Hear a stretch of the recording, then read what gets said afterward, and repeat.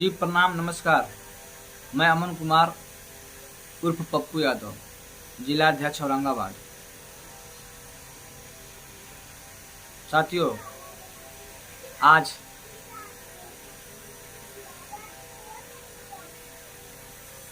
एक सवाल आपके बीच लेकर मैं आया हूँ।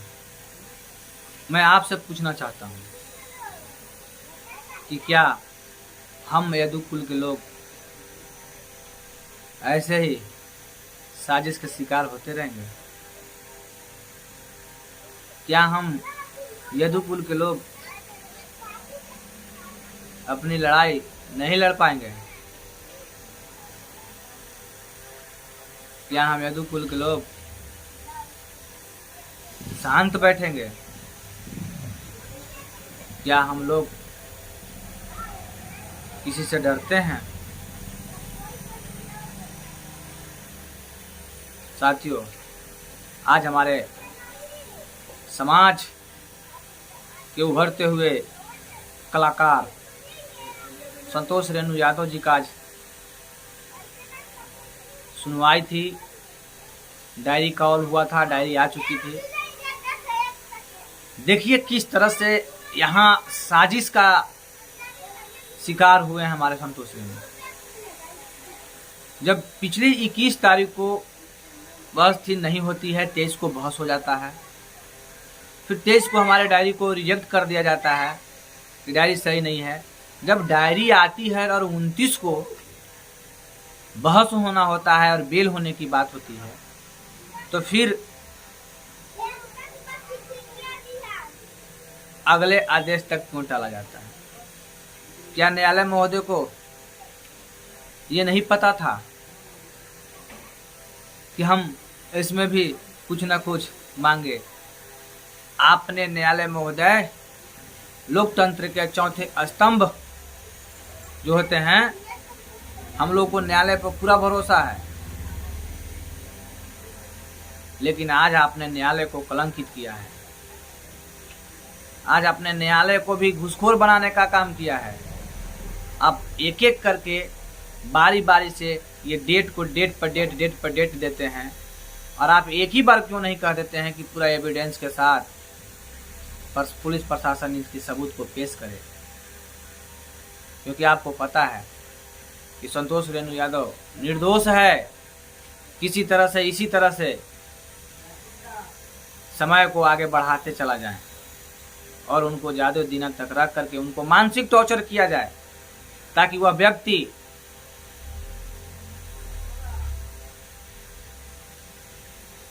डर जाए। शायद जज महोदय, आपका जात हमें नहीं पता है, और आप अगर जातिवाद करते होंगे तो याद रखिएगा, हम श्री कृष्ण के वंशज यदु कुल के लोग न कभी किसी से डरे हैं और न ही कभी डरेंगे। जितना आपको पैसा लेना है प्रशासन महोदय, और आपने जो पैसा लेकर के इसको अभी तक नहीं गिरफ्तार किया है, ये आपके सामने आएगा। मैं आपका सारे चीज को मैं पेश करूंगा। मैं इसकी छानबीन में लग चुका हूं। जब इतना ही आपको प्रशासन जी पैसा कमाने का शौक था, तो आप मुझसे मांग लेते, हम आपको दे देते। लेकिन आपने तो कहा था 2 दिन के अंदर इसको गिरफ्तार करेंगे। आज तक क्यों नहीं गिरफ्तार करते हैं? और जब हम बात करते हैं, हमारे समाज के लोग आपको बात करते हैं, तो आप उनको धमकियां देते हैं, गिरफ्तार करने की बात करते हैं, मुकदमे करने की बात करते हैं। लगाइए दफा, कीजिए मुकदमा।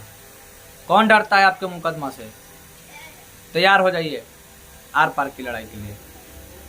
डालिए हमको जेल में, फांसी की सजा तक दीजिए, मंजूर है। लेकिन लड़ाई लड़ेंगे और जीतेंगे। और आपको जो आपने पैसा लेकर के आज तक छोटू चिंगारी को गिरफ्तार नहीं किया है, आपको भी पोल खोलने का काम करेंगे। समय रहते आप इसको गिरफ्तार कीजिए। कुर्की का कागज निकलवाइए और इसको जितना जल्दी हो सके गिरफ्तार करवाइए, नहीं तो अब दिन दूर नहीं है, अब बर्दाश्त सीमा से पार हो गया है, अब कोई बर्दाश्त नहीं होगा। अब जंग का ऐलान होगा और आर पार की लड़ाई होगा, चाहे फांसी की सजा ही क्यों ना मिल जाए हमें, हम पीछे नहीं हटेंगे। और औकात है उन राजपूत भाइयों में तो सामने से हमला करना, कभी पीछे से नहीं हमला करना।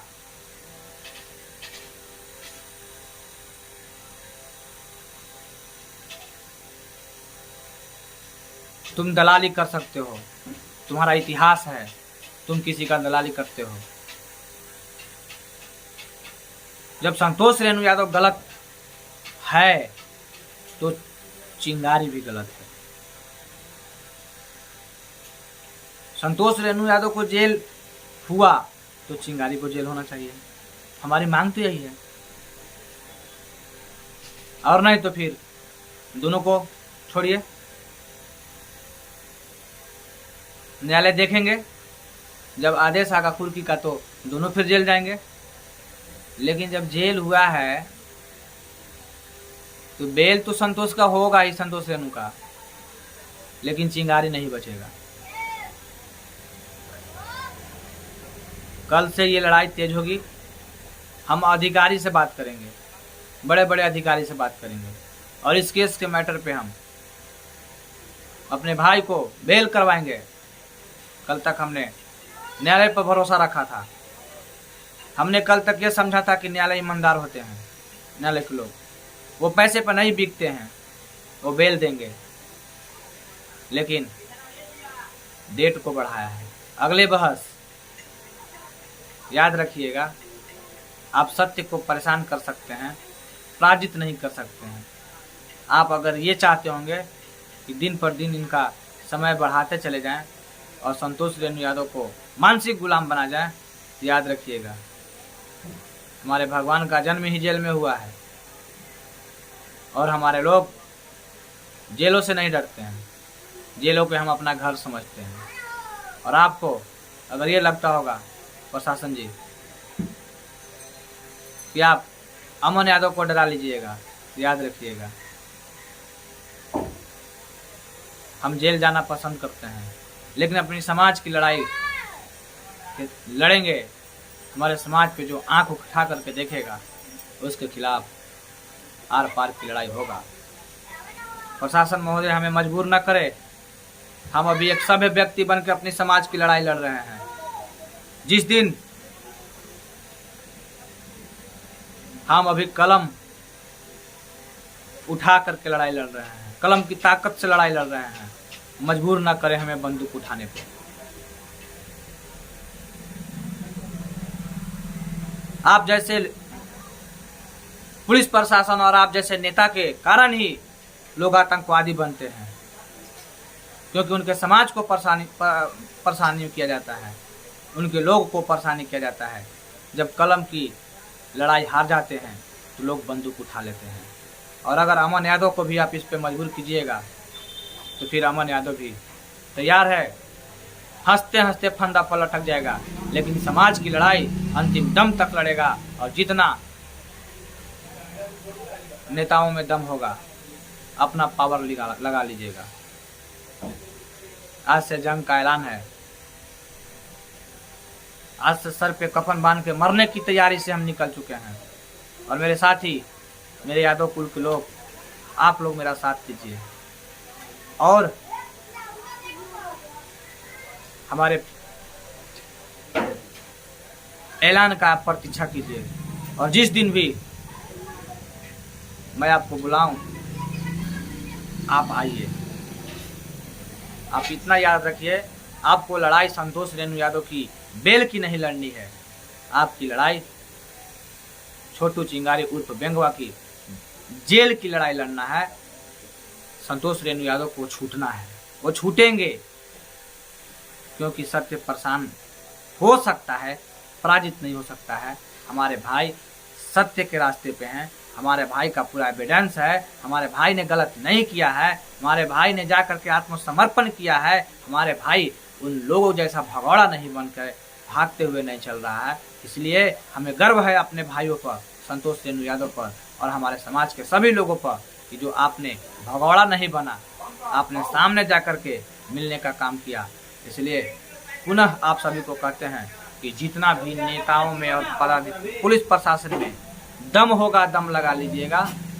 हम आपको बात को नहीं मानेंगे, आपकी लड़ाई को लड़ेंगे और हम चुनाव लड़ाई को जीतेंगे। जितना मुकदमा करना होगा मुकदमा कर लीजिएगा, जितना आपको लाठी चलाना होगा लाठी चला लीजिएगा, जितना जेल भेजना होगा, फांसी देना होगा फांसी दे दीजिएगा, लेकिन लड़ाई अब आर पार का होगा।